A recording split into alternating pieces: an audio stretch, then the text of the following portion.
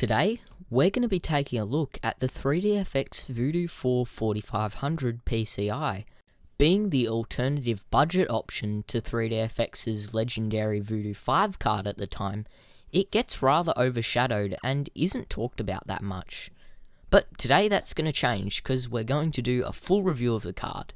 Let's get started.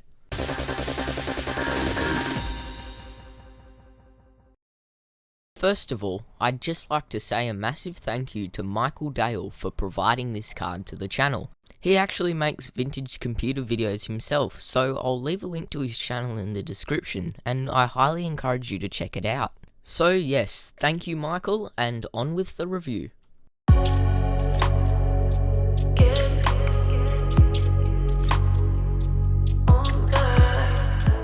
On the 13th of October, year 2000, 3DFX introduced the Voodoo 4 4500 to the world. Being aimed as a more budget option to the Voodoo 5 card, which was released a few months earlier, it basically had the specs cut in half, now only featuring a single VSA 100 chip and 32 MB of RAM.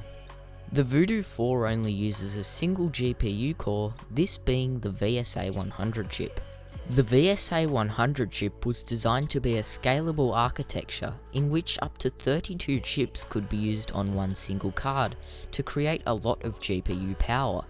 The VSA 100 chip is clocked at 166 MHz, has two internal TMUs, is built on a 250 nanometer architecture, and features 14 million transistors.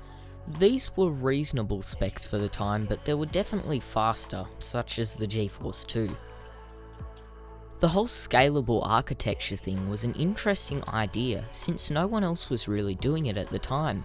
I guess it's just a shame that 3DFX couldn't get these chips to market earlier, because that probably would have made these cards more successful, since they wouldn't have been faced with such fierce competition. Fierce is no understatement either. Take a look at this Computer Shoppers magazine from 2001, which clearly shows the Voodoo 4 being sold for much more than the GeForce 2 MX. The cards had pretty similar specs too, so really no one bought the Voodoo 4 over a GeForce 2. That's what makes these cards so rare, and why I'm so grateful to finally have one in my collection. Now that we've got a basic understanding of the Voodoo 4's architecture, I think it's time we try it out in a system. And the system I've chosen today is this lovely Pentium 3 1GHz system, which uses an ASUS Cussle 2C motherboard. The system also uses 512 MB of RAM, so overall it's very capable and should be able to push the Voodoo 4 right to its limits. So let's waste no time and actually install this card straight into the system.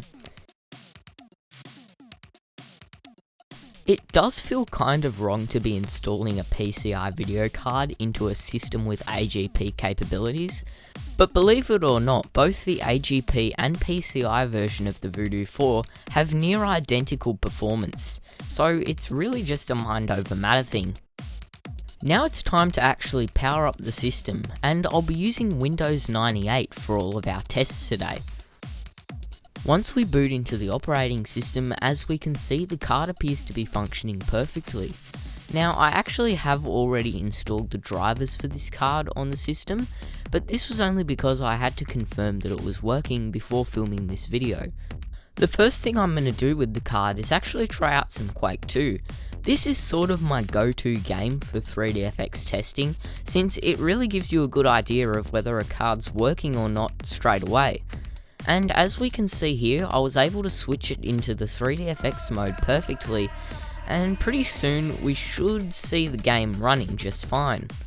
And just like that, the card is working perfectly. I think it's time we try out a time demo now. As we see, wow, look at that, this is just ridiculously fast for Quake 2.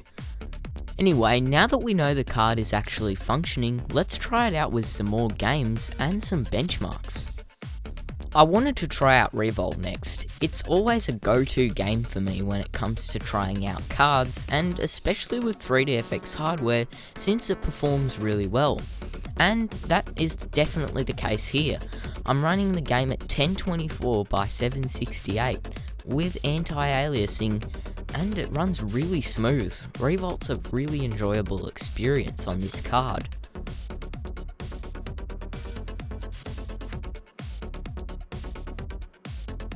Alright, well I think that's enough games, so now let's try out some benchmarks. I'm going to be using 3D Mark 2000 today since I feel it would be a good way to represent this card's performance. And I'm just doing the default benchmark here. As we can see, this helicopter test appears to be doing really well.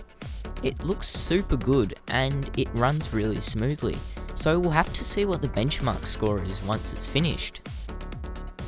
As we can see, we get a score of 3025.